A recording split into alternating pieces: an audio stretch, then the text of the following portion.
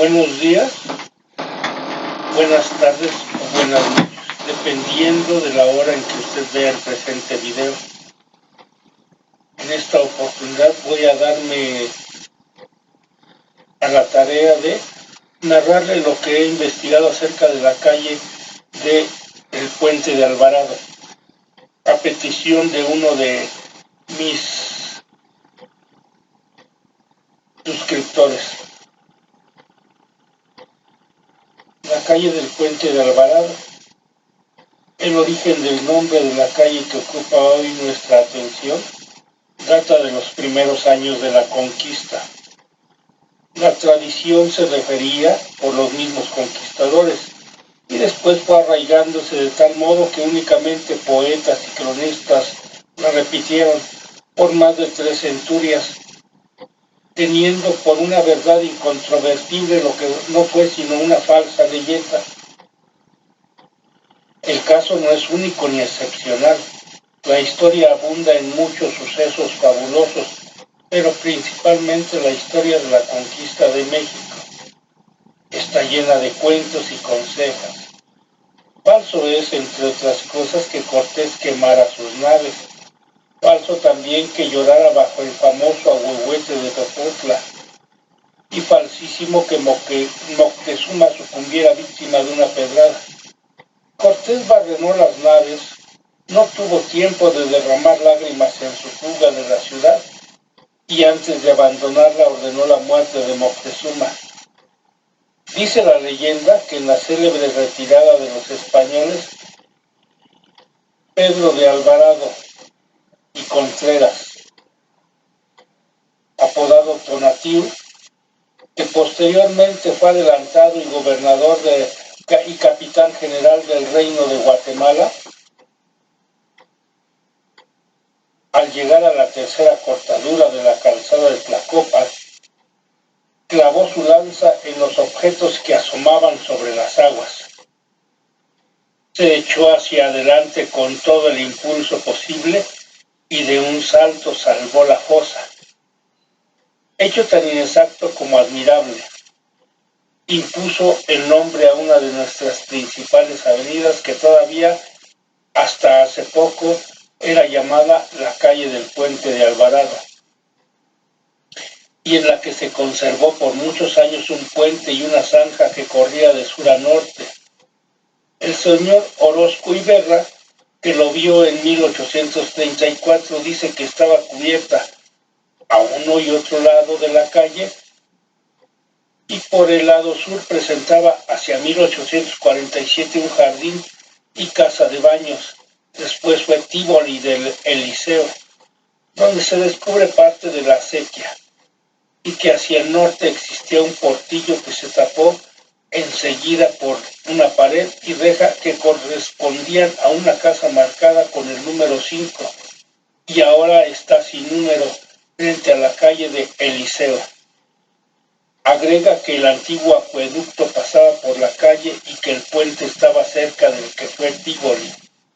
Ahora no hay rastros del puente ni del acueducto, pero subsiste el título que se le dio a dicha calle, y con este título la tradición que venimos desmintiendo. Para que pueda apreciarse la verdad del suceso, vamos a recordar el interesante episodio conocido en la historia por la Noche Triste. Esto, según nos lo narra don Manuel Orozco Iberra en su obra La Conquista, Historia Antigua de la Conquista de la Nueva España, en su página 445 y 446 del tomo cuarto de su obra. Abro comillas. Hernán Cortés, de común acuerdo con sus capitanes, resolvió dejar la ciudad, en la cual no podría sostenerse por más tiempo por los continuos y repetidos ataques de los mexicanos. Asegurado el quinto del rey, lo que a él tocaba, y abandonado cerca de 700,000 pesos que no era posible llevar, todo provenía de los tesoros indígenas. Dio la orden de marcha. Fue a la medianoche del 30 de junio de 1520. La oscuridad era profunda y fuerte aguacero caía. La columna de retirada comenzó a salir del cuartel de los españoles, que había sido palacio del rey de Axayácatl y que estuvo situado en la esquina de las calles de Santa Teresa y Segunda del Indio Triste.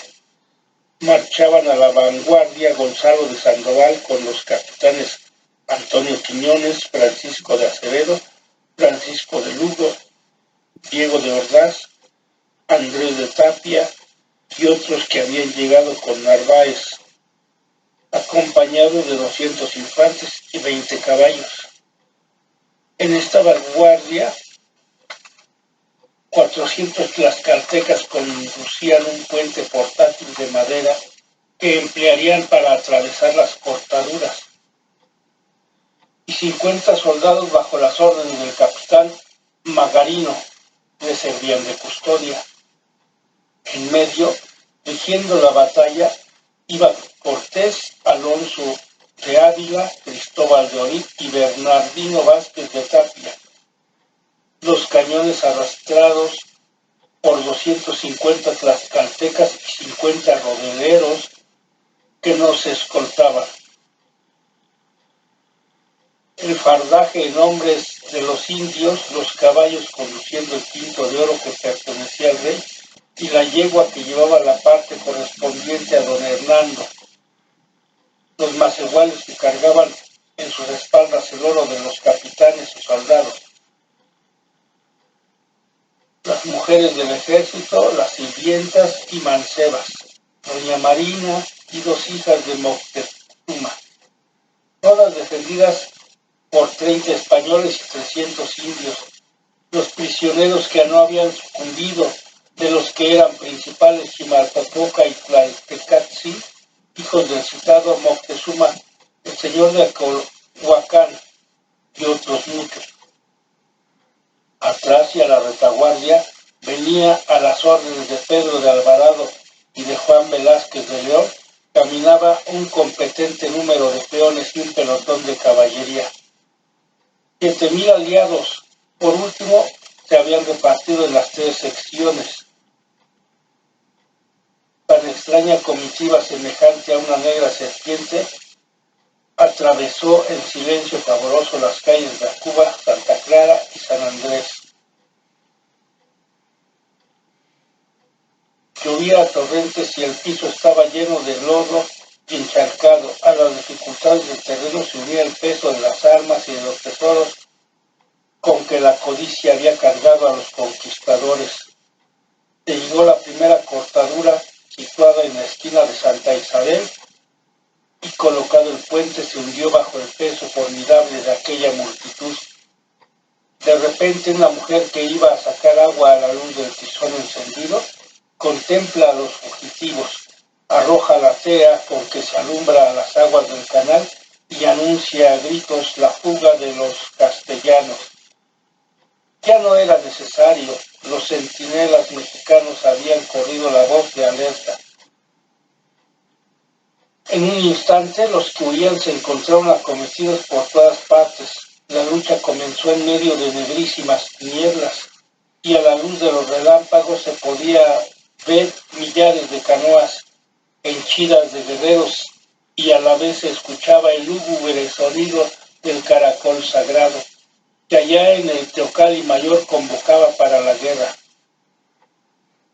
Parte del ejército fugitivo de castellanos y tlaxcaltecas aceleró el paso y logró atravesar el puente, pero la otra quedó incomunicada.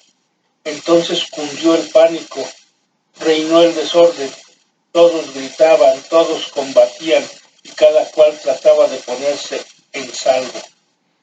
Frente a San Hipólito, en la segunda cortadura, muchos pasaron por infinidad de cadáveres que habían obstruido el foso, mas allí fue la mayor confusión y lo más recio de la pelea. Los guerreros aztecas atacaban a los castellanos con furia, sin tregua y cuerpo a cuerpo. Silbaban las flechas disparadas por los arcos, caían piedras de las azoteas y resbalaban los caballos en el lodo o bajo el golpe mortal de las macanas. Las espadas chocaban contra los escudos, las lanzas abrían hondas heridas, la artillería no funcionaba y la pólvora de los mosquetes no daba fuego, humedecida por la lluvia torrencial. Espantables eran las voces de las víctimas. Aquí pedía alguien socorro, allá se ahogaba un castellano y acullá un tercero imploraba a gritos piedad y perdón por sus pecados. Los ayes de los moribundos se mezclaban al ronco, son producidos por los huehuetín y caracoles aztecas. En la tercera cortadura junto al Tívoli del Eliseo, hoy calle del mismo nombre, la derrota de los castellanos fue completa. El relámpago con su luz fosforescente alumbraba a la muchedumbre que huía, a los montones de cadáveres, entre los que podían distinguirse cabezas ensangrentadas, brazos que aún empuñaban la lanza o el escudo, y a las aguas tintas en sangre por las que surcaban las canoas victoriosas de los valientes defensores de la patria, quienes a grandes voces vitoreaban a Cuitláhuac y Cuauhtémoc, héroes gloriosos de aquella tremenda lucha. En aquel momento, Pedro de Alvarado aparece en la tercera cortadura.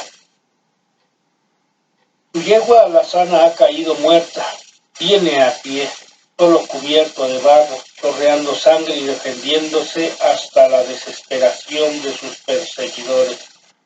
Encuentra una viga atravesada en la sequía, la pasa y una vez en el otro lado, monta en las ancas del caballo de un tal Gamboa que lo pone fuera de peligro.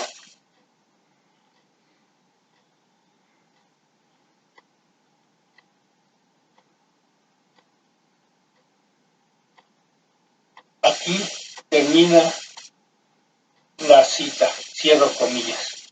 Como se ve, el famoso capitán no saltó ningún foso ni se apoyó en lanza alguna, sino que pasó por una viga. Se puede decir cómodamente, sin hacer esfuerzo. Y así fue en efecto, pues según dice un testigo ocular, el salto hubiera sido imposible por lo ancho y profundo de la zanja. Por otra parte, en el proceso de Alvarado contestó al capítulo el que se le acusaba de haber abandonado a sus compañeros con estas frases, abro comillas, solo he malherido a el caballo muerto y viéndome de esta manera pasé por dicho paso, y no me lo habían de tener a mal ni dármelo por cargo, pues fue un milagro ponerme a escapar, no lo pudiera hacer si yo no fuera porque uno del caballo estaba en la otra parte, que era Cristóbal Martín de Gamboa, que me tomó a las ancas de su caballo me salvó. Cierro comillas. ¿Por cuál fue el verdadero origen de la leyenda que dio nombre a la calle? ¿Qué hecho es el que generó esta leyenda? El fidelísimo Bernal Díaz del Castillo, testigo ocular de aquellos sucesos, lo refiere en las siguientes palabras, abro comillas, porque los lectores sepan que en México hubo un soldado que se decía Fulano de Ocampo, que fue de los que vinieron con Garay, hombre muy plático y que se preciaba de hacer libelos informatorios y otras cosas a manera de mesapasquines, y puso en ciertos libelos a muchos de nuestros capitanes, cosas feas, que no son por decir, no siendo verdad, y entre ellos, además de otras cosas, dijo de Pedro de Alvarado, que había dejado morir a su compañero Juan Velázquez de León con más de 200 soldados, y los de caballo que les dejamos en la retaguardia y se escapó, y él, por escapar, se dio aquel gran salto, como suele decir el refrán, saltó y escapó la vida. Cierro comillas.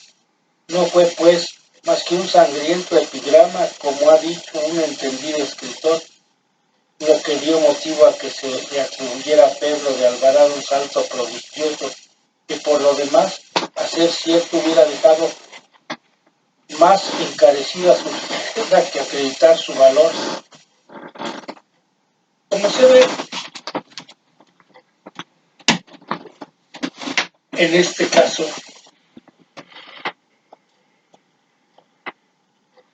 basándose en situaciones que acontecieron en esa noche, bien por agraciarse, congraciarse o hacerle la barba al conquistador Pedro de Alvarado, o bien sea porque dieron rienda suelta a su imaginación, quienes referían esta leyenda de que Pedro de Alvarado saltó o puso un puente, definitivamente alteran la realidad de los hechos. Agradezco su atención y le invito a suscribirse a este canal para que a medida que adquiramos experiencia podamos satisfacer sus sugerencias. Si usted tiene algún tema que quiera que abordemos, haremos nuestro mejor esfuerzo. Si le gustó, compártalo con sus conocidos y amigos y toque la campanita para que les sean notificadas nuevas producciones. Gracias, buenas tardes, buenos días o buenas noches.